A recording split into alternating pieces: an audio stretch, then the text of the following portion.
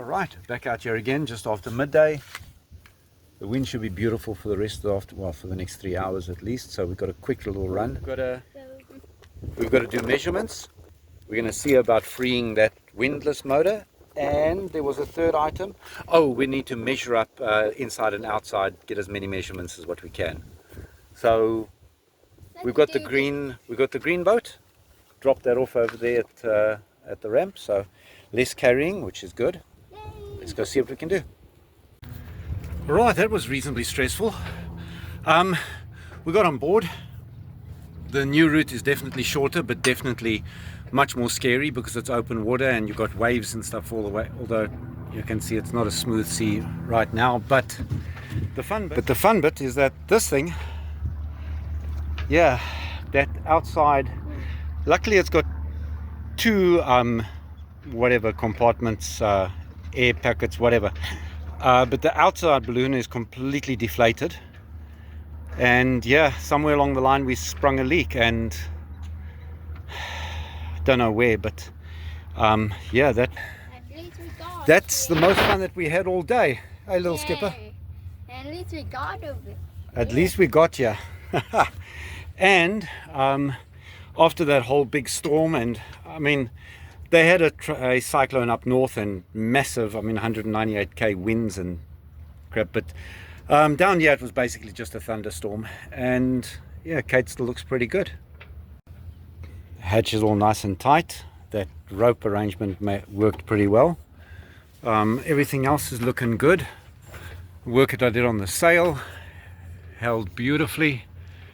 Everything else is looking all right. So, you know, from the outside, it's looking good. I wanted to turn those dorades around, get some air into this boat. May as well try do that right now. Let's see, is this a one-hand job? Oh, it is as well. Let's turn around and face the wind. Don't know why they had it the wrong way around, but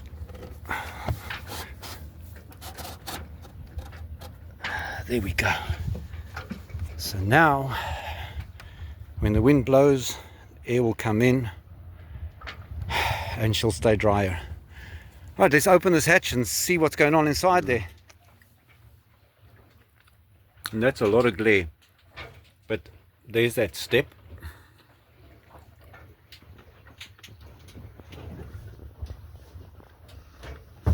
And there's the galley space with no headroom. So that's really difficult. And then panning around to the other side of the engine, we've got that tiny little workspace which is unusable as far as I'm concerned.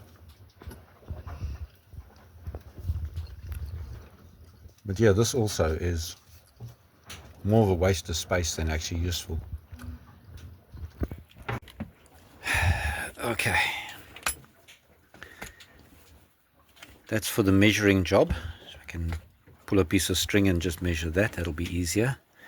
And then all the rest of the tools are to try and free up that. I packed as light as I could. We've got a hammer on board, so let's see what we can do about freeing up that windlass. So it is a Muir, pretty decent piece of kit this actually, for a tiny little boat like this. That's a hefty piece of equipment. It's also a heavy piece of equipment, so we're not going to be taking it home today. Okay, well, I think first thing we are to do is crank out the magic stuff. Yeah. Because we're probably going to want to get into these bolts and stuff later on. And yeah, it doesn't look like there's much to spray down over here, but I'll do it anyway.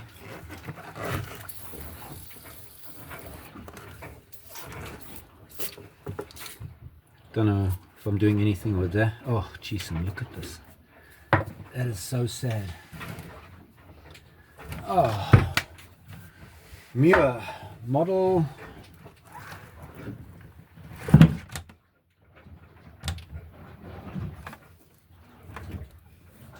Definitely 24 volts. Yeah, no chance of seeing the serial number. Oh well. I don't think we can get Oh, it's alright. ready. That can stay right there. Whew. Next, let's go measure this boat up. Yep. I'm glad we managed to get that done. That was alrighty. Well, we've had some time to decompress and figure this out, and well, first of all, obviously we made it home safely and we're alive and we're okay. And let me quickly show you. Found 2 holes in this little thing, and the first is this little one over here, which is a fairly slow little leak, but I'm thinking it somehow got impacted this morning when the kids were carrying the boat over to the car to load it up, and that was a slow leak. And then you got this gash over here, and if that was in her, well, then we wouldn't have even made it halfway to Kate. So I'm thinking that probably happened when I was busy pushing the boat out, because I had it up on the back of Kate and in the cockpit area, and was busy blowing her up and sorting her out, and I fully inflated her and it wasn't going down. So that makes sense that hole was the only hole that was there, and that was a slow leak. And then when I was pushing her off the back of Kate, this got stuck onto something and ripped it, and that then caused the second hole. And yeah, that's what completely sunk us. So at least 2 holes. Nice. Guess what I'm doing tonight?